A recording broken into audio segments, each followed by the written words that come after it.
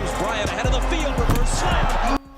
Kobe Bryant, a legend, one for the ages, will forever be remembered as a great and a true legend of our times. But what if Kobe Bryant actually had a son? What if he had someone he created that made it to the NBA? What if Kobe Bryant left behind a legacy and the Bryant family will forever have the NBA in the chokehold? What if? Meet Kobe Bryant Jr. Yeah, the name isn't creative, but I feel like Kobe would have definitely made his son a junior. Kobe Bryant Jr. would be starting his movie out as a freshman in Los Angeles who attends Sierra Canyon. Will he hold out his father's legacy? KJ had a great freshman year.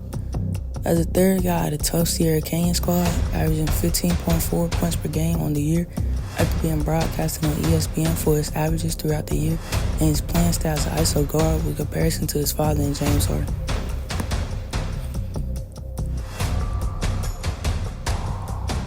Even though they didn't make a deep playoff run, being Kobe's son and having flashes of his dad made him one of the top-ranked guys in the country, and number 12 on ESPN in his class, and number 9 on 247 rankings. He received offers from major schools such as Louisville, Ohio University, Syracuse, and many more D1 colleges, finishing his freshman year with 10 offers.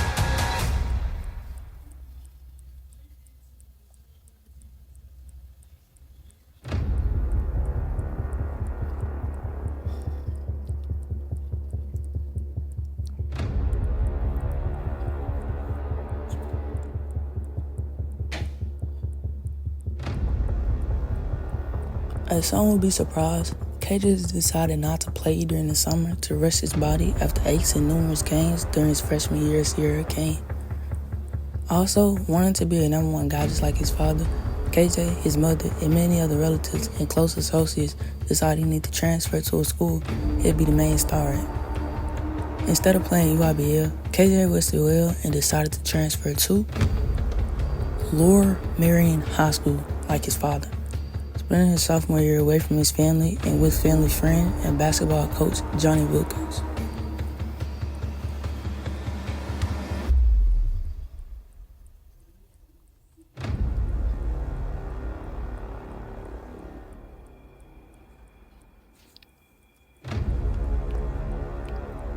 Kobe Bryant went into his sophomore year at Louisville Merion as one of the highly scouted players in the country, mainly due to his father, but also due to his skill.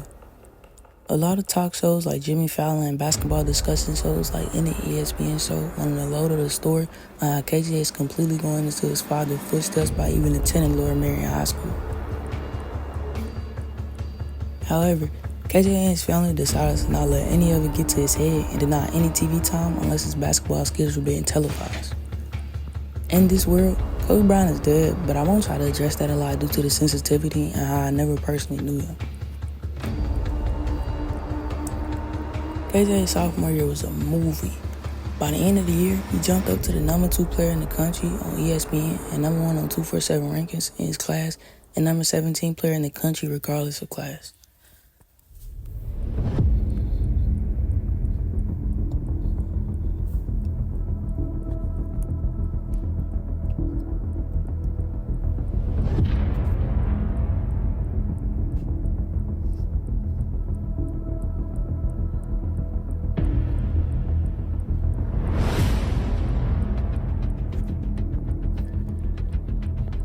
This all happened when he made a leap to 23.6 points per game, 9.3 rebounds per game, and 8.1 assists per game as the number 1 option at a school loaded with older and more experienced guys. Due to KJ attending Lower Merion, they played national competition their whole schedule and ended their season with a 22-7 record, better than their 11-18 record last year. KJ made a huge difference, but every scout's question was how he gives up on defense at times and chucks shots until he make it. However, it was in his genes. KJ finished his sophomore year with 20 offers from lower and higher level D1 schools. Also, KJ made history in Pennsylvania.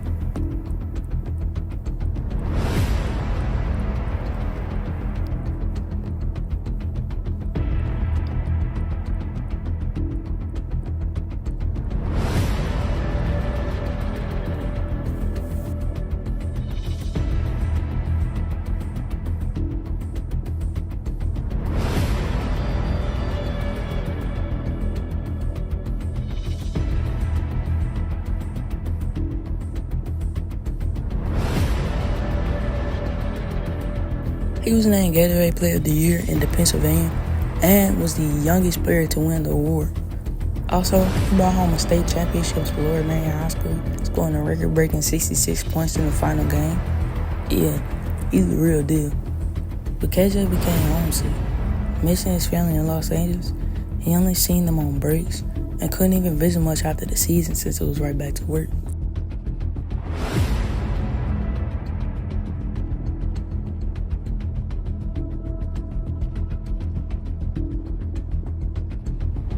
KJ decided to make the impossible possible by playing for Sky for Greatness, LeBron's EYBL team.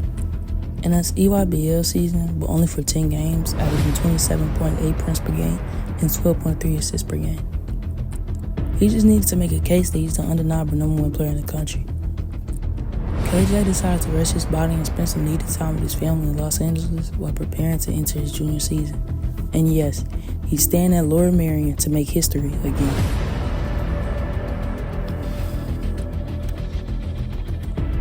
And by no surprise, KJ enters his senior year, nicknamed as the Spirit of Kobe, as he's literally his father in every way, especially in basketball.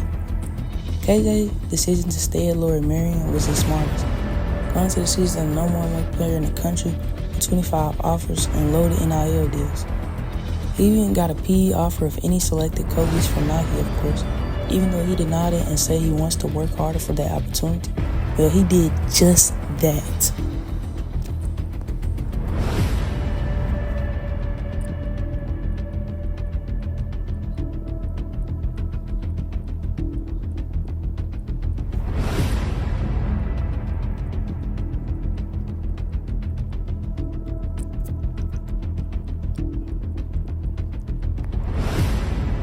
KJ's junior year was a movie, averaging a record-breaking 28.9 points per game, 9.4 rebounds per game, and 10.3 assists per game. His team went on to a 27-2 record, way better than high school, and way better than last year.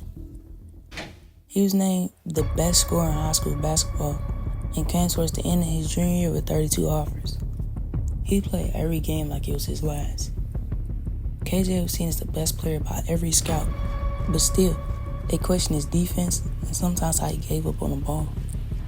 However, he didn't even care. The boy was a dog, killing everybody that came in front of him. And they went back-to-back on state championships, and being named the Player of the Year again. People were nonetheless expecting KJ to spend his senior year at Lower Merion and finish out one of the most historical high school careers in Pennsylvania. The kid was literally Kobe Bryant Jr.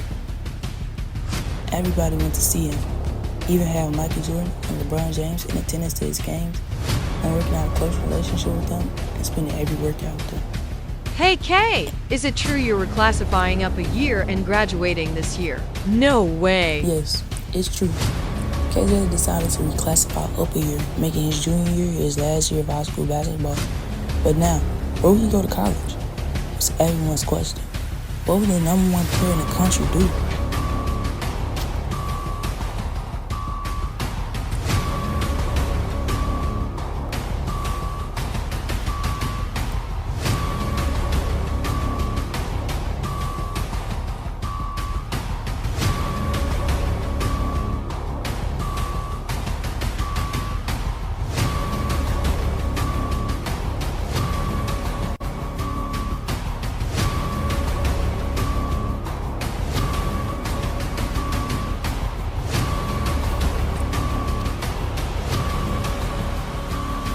Realizing that he was classifying, KJ quadrupled his offers at a record-breaking number and his touch of over $10 million in NIL money, making him the richest high school sports player in the country since NIL has been announced. When push came to shove, everyone should have knew where KJ was going. Back home. KJ decided to go back home and commit to none other than UCLA, hoping to showcase his talents at the next level. What's next for the star?